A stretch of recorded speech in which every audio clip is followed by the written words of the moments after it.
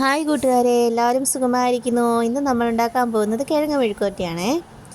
അങ്ങനെ ചട്ടി ചൂടാകുമ്പോൾ എണ്ണ ഒഴിച്ചു കൊടുത്ത് അതിന് ശേഷം നമുക്ക് കടുക് ഇട്ട് കൊടുക്കാം. കടുകൊക്കെ പൊട്ടിയ ശേഷം നമുക്ക് കരിയാപ്പില ഇട്ട് കൊടുക്കാം. അത് കഴിഞ്ഞ് നമ്മൾ അരിഞ്ഞു വെച്ചിരിക്കുന്ന സവാള അത് ആവശ്യത്തിനുള്ള ഉപ്പൂടം ചേർത്ത് നന്നായിട്ട് ഇളക്കി വഴറ്റിയെടുക്കാം.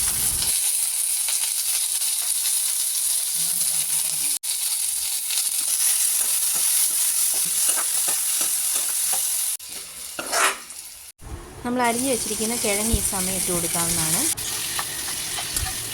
കിഴങ്ങ് നമുക്ക് അടച്ചു വെച്ച് വേവിക്കാവുന്നതാണ്.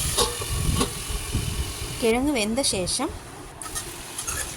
നമുക്ക് അല്പം എണ്ണ ഒഴിച്ച് മഞ്ഞൾപ്പൊടി മുളക് പൊടിയും കൂടെ ചേർത്ത് ഒന്ന് ചൂടായ ശേഷം നമുക്ക് കൂട്ടി യോജിപ്പിക്കാവുന്നതാണ്. അങ്ങനെ സ്വാദിഷ്ടമായ കിഴങ്ങ് മെഴുക്കുവരട്ടി റെഡിയായി. ഇനി നമുക്ക് ചോറിനും കൂടി കഴിക്കാം.